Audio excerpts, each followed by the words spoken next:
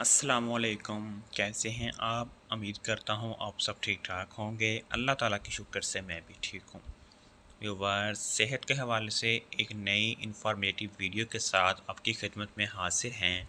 आज हम बात करेंगे विब्रामाइसिन कैप्सूल के बारे में।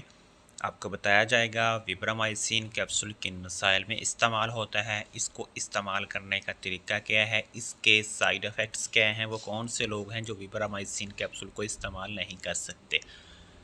एक छोटी सी रिक्वेस्ट है, जो नाजरीन मुस्तफ़ा फार्मेसी पर न्यू हैं वो हमारे चैनल को सब्सक्राइब करें, साथ लगे बेल आइकन के बटन को ज़रूर प्रेस करें ताकि हर नई आने वाली वीडियो का नोटिफिकेशन उन तक बर वक्त पहुँच सके। व्यूवर्स, वीडियो को एंड तक देखें ताकि कोई इन्फॉर्मेशन आपसे मिस ना हो। बात करते हैं विब्रामाइसिन कैप्सूल के बारे में कि इसकी कंपोजिशन में कौन कौन से अज्जा पाए जाते हैं। इसकी कंपोजिशन में पाया जाता है डॉक्सीसाइक्लिन। ये टैबलेट एक एंटीबायोटिक है।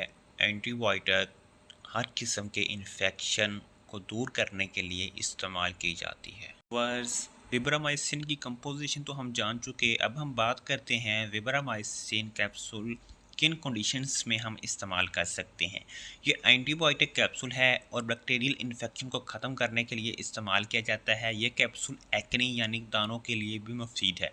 अगर आपके चेहरे पर दाने नूरनुमा हो गए हैं या निकल आए हैं तो आप ये कैप्सूल इस्तेमाल कर सकते हैं। ये कैप्सूल आँखों के इन्फेक्शन में भी इस्तेमाल किया जाता है। अगर आपकी आँखों में किसी किस्म का इन्फेक्शन हो गया है तो आप विब्रामाइसिन कैप्सूल इस्तेमाल कर सकते हैं। पेशाब की नाली में इन्फेक्शन के लिए भी विब्रामाइसिन कैप्सूल इस्तेमाल कर सकते हैं। मैदा और आंतों के इन्फेक्शन के लिए भी आप विब्रामाइसिन कैप्सूल इस्तेमाल कर सकते हैं। ये कैप्सूल नमोनिया के लिए भी मुफीद है। अगर किसी को नमोनिया हो गया है तब भी आप विब्रामाइसिन कैप्सूल इस्तेमाल कर सकते हैं। ये कैप्सूल ब्रेस्ट कैंसर में भी इस्तेमाल किया जाता है। खुदा न ख्वास्ता अगर किसी को ब्रेस्ट कैंसर हो गया है तब भी आप विब्रामाइसिन कैप्सूल इस्तेमाल कर सकते हैं। सांस की नाली में इन्फेक्शन के लिए भी आप विब्रामाइसिन कैप्सूल इस्तेमाल कर सकते हैं क्योंकि ये एक एंटीबायोटिक कैप्सूल है। व्यूवर्स, इसके इस्तेमाल से आपको बेहतर नतीजे देखने को मिलेंगे। व्यूवर्स, अब हम इसके इस्तेमाल तो जान चुके। अब हम बात करते हैं कि इसको यूज़ किस तरह से करना है। एक कैप्सूल दिन में 2 दफ़ा यानी कि सुबह और शाम के वक्त इस्तेमाल करें, आपको बेहतर नतीजे देखने को मिलेंगे। व्यूवर्स, अब हम इसके इस्तेमालात भी जान चुके और इसका तरीका इस्तेमाल भी जान चुके। अब हम बात करते हैं कि इस कैप्सूल के साइड इफ़ेक्ट्स क्या हो सकते हैं।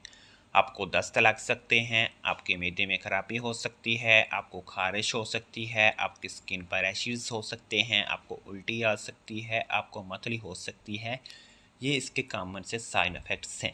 अगर आपको इनमें से कोई भी रहनुमा होता है या आप महसूस करते हैं तो आप इस कैप्सूल का इस्तेमाल फ़ौरी तौर पर बंद कर दें और ये कैप्सूल डॉक्टर हजरात की हिदायत के मुताबिक इस्तेमाल करें। बस प्रीवियस वीडियो मेरी ब्रोमाज़ेपाम टैबलेट के ऊपर थी। अगर आपने वो वीडियो नहीं देखी तो लिंक डिस्क्रिप्शन बॉक्स में दिया गया है और ऊपर आई बटन शो हो रहा है, उस पर क्लिक करें और मेरी वीडियो को देखें। व्यूवर्स, अब बात करते हैं ये कौन से लोग हैं जो इस टैबलेट का इस्तेमाल नहीं कर सकते।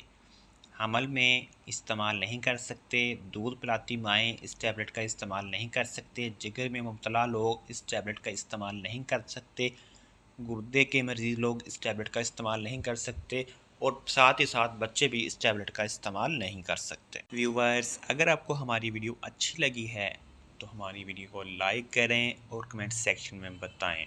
एक बार फिर से नए आने वाले नाज़रीन से रिक्वेस्ट है, जो नाज़रीन मुस्तफ़ा फार्मेसी पर न्यू हैं वो हमारे चैनल को लाजमी सब्सक्राइब करें, साथ लगे बेल आइकन के बटन को ज़रूर प्रेस करें ताकि हर नई आने वाली वीडियो का नोटिफिकेशन उन तक बर वक्त पहुँच सके।